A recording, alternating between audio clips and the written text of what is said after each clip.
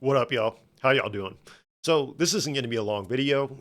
It's just I want to get my 2 cents out there about something I've been seeing in conversation around hip hop circles recently. You know, it's a conversation and a topic that's always been in hip hop circles, but seems extremely relevant now more than ever, considering what's gone on in the past year with the Kendrick Lamar and Drake beef and the Super Bowl happening, Grammy shit, just stuff in general, mostly surrounding the beef.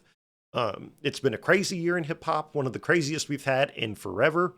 We haven't necessarily seen a beef of this size, maybe ever, as far as the number of people watching it and the reach that it had.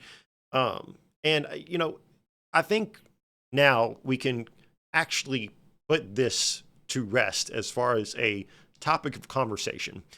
And that topic is, who is the greatest rapper of all time? Who is the GOAT? And I'm here to say, and this is going to piss some people off, that objectively, Kendrick Lamar is the greatest rapper of all time, and it's not debatable anymore. It's not a debate.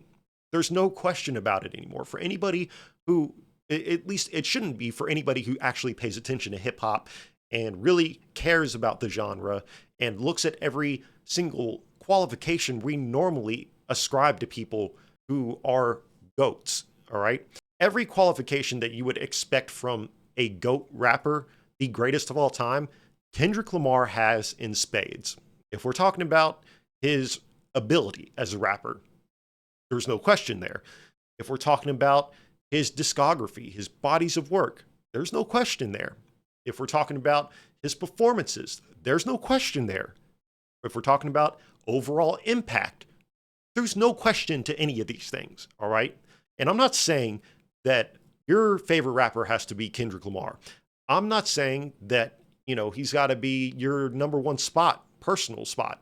I'm not saying that you have to like his music. I'm not saying any of that. What I am saying is objectively, if we're looking at all those qualifications, if we're taking everything into account, there is no one else to pick, especially after he now has an official battle against the other biggest titan in hip hop, and he wholeheartedly won. And I know the biggest Drake fans will be upset at that.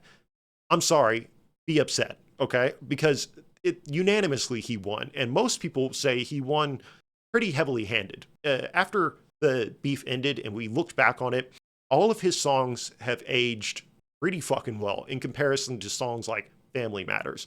Family Matters aged like milk. It's still a good song, but as a diss, it's kind of ass, okay? And I think, I don't want to spend a lot of time talking to Drake. This isn't a Drake put down video. I'm not here to really talk about Drake or shit on him or anything like that. I really don't want to do that. I was just making the comparison and kind of given the qualification of why now we should be looking at Kendrick as the GOAT more than ever before. All right. And that I think it's pretty obvious now to most people who are fans of the genre, who are passionate about it, who have a lot of knowledge of it, that there is no one else to pick. All right. Now, when I say qualifications and I talk about all those things, like let's take his discography, for example. His bodies of work are tonally different in every single way. As in from each album, it sounds different than the album that succeeds it or precedes it.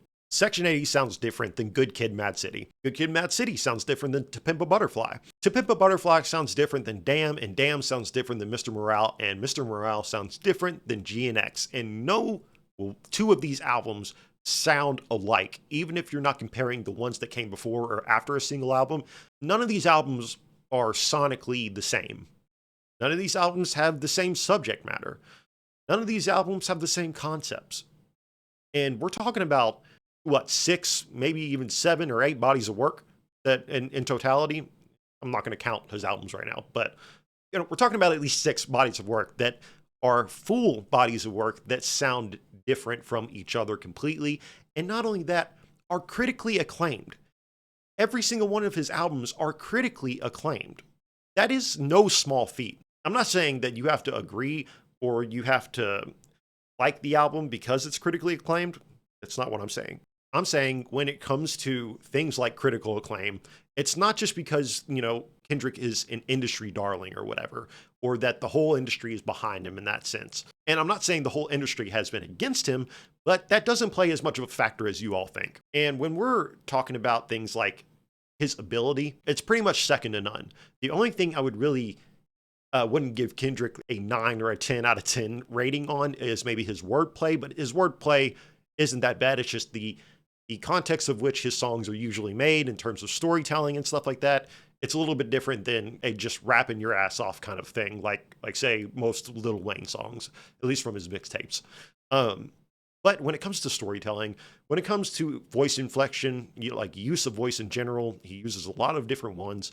When it comes to his breath control, when it comes to his vocabulary, he's knocking it out of the park better than most, if not everybody. Well, there's a couple people that can contend with him, but at the same time, everybody that could contend with him on an ability level is lacking some sort of other qualification, which is why you leave them out of the GOAT status. Again, another qualification like his performances. His performances are incredible. He's one of the best performers, not just in hip hop, but music in general. If you have seen any videos or you have been to a Kendrick Lamar concert, you know this. He raps without a backing track. He raps whole songs. His visuals in his concerts are pretty impeccable, especially if we're talking about from the Mr. Morale tour. And he gives long set lists, which is crazy for considering that he raps every single song front to back. He raps the whole verse. And his breath control in live performances, again, is second to none. There are very few people who are rapping live like him, who are putting on live shows like Kendrick. If we're talking about impact, I shouldn't even have to explain that. Okay? The things like Control, and I know people like to downplay Control. If you're downplaying Control, you just weren't there, right? Control was crazy. It was a crazy time in hip hop. I know some people like to say, oh, well, you can't rap Control now, or it wasn't that relevant after a couple weeks. You just weren't there. It was relevant for forever after that. People were talking about Control a year later. Just everybody was expecting people to respond to Kendrick like that. And it hadn't, the thing that happened in Control hadn't been done in forever. It injected energy into the game, just like that, injected energy into the game. It got beef going, which is something that hip hop as a sport needs. I'm sorry, in terms of just those two, Control and Like That, his impact was already crazy. But if we're talking about things like All Right became a protest anthem. The Black Lives Matter movement, it became their anthem as a whole. That song is the theme song for anti-police brutality work. It just, there is no question his impact, all right? Like, if we're taking all this into account, there's no one else we can really put on that pedestal.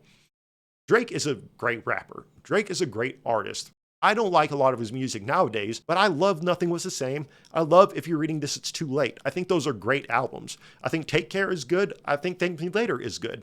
But everything from Views onward has just fallen flat for me. And it's fallen flat for a lot of people. Drake has a lot of fans, all right? I get that. His impact is undeniable. I get that. But if we're talking about like discography, if we're talking about performances, he lacks on both of those things. His performances aren't terrible by any means, but he is not rapping live the same way that Kendrick is. He is not rapping whole songs. He's got backing tracks. He lets the songs play while he dances around and stuff like that, which is fine. But if we're talking about ability live, it's not a comparison here.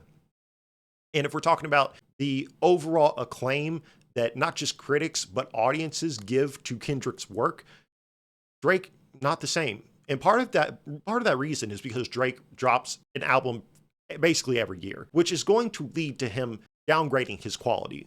No artist can keep up that level of work for that long. It's obviously taking a toll on his overall quality of music. It's just, I'm not saying you don't have to like it. You can love it. I don't care. But I think if you're to look at it objectively, I don't see how anyone thinks that For All the Dogs or Certified Lover Boy are albums that rise up to even Views. Views wasn't the greatest, but it wasn't such a downgrade. It was different, but it wasn't a downgrade like that. But I don't think any of those albums can contend with something like Nothing Was the Same. I don't think so. Drake aside, you bring any artist into the conversation and you put them up against Kendrick, in totality, they're going to be missing something. I don't think there's any discussion there.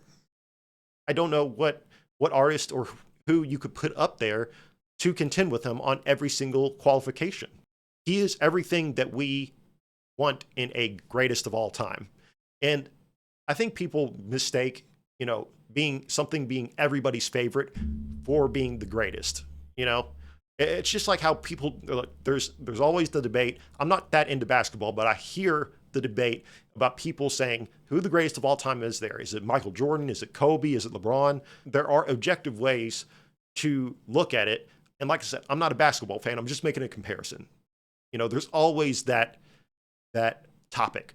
But when you're taking out your personal feelings about an artist and you're looking at the whole picture, I don't think that we have any reason to really discuss this anymore. Up until last year, I could see people, still having the conversation because the one thing that Kendrick didn't have was a beef win under his belt. And now he's got one of, if not the biggest beef win under his belt. He absolutely slayed in his diss tracks. His output was crazy. And him capitalizing on the beef with GNX and the Super Bowl, it was master tactician shit. He took advantage of that very well. And he headlined the fucking Super Bowl. The first solo hip-hop performer to headline the Super Bowl in history. That is huge. I'm not saying you got to think that's the best Super Bowl performance in history, but let's be real with ourselves here. That wasn't bad. That wasn't mid. And that was huge for hip-hop. It was huge. And a lot of us, not just Kendrick fans, but hip-hop fans, saw why it was so special in terms of the history of it all. Like I said, I didn't want this to be a long video. I'm going to probably stop it right here. But yeah, I think we should be putting to rest the question of who is the greatest of all time now. That conversation. I don't think I don't think there's a question anymore. And I would like people to maybe, put what you think in the comments and stuff like that. If you do have somebody that measures up to that, and hits every one of those qualifications, or you have some opinion about it, I would love to hear it. But if I'm being honest, again, objectively, I think we're done here. All right. Please like, comment, subscribe. If y'all want me to talk about anything, to listen to anything, to watch anything, play anything, blah, blah, blah, blah, you leave it in the comments. I will do it. And I hope y'all have a good one.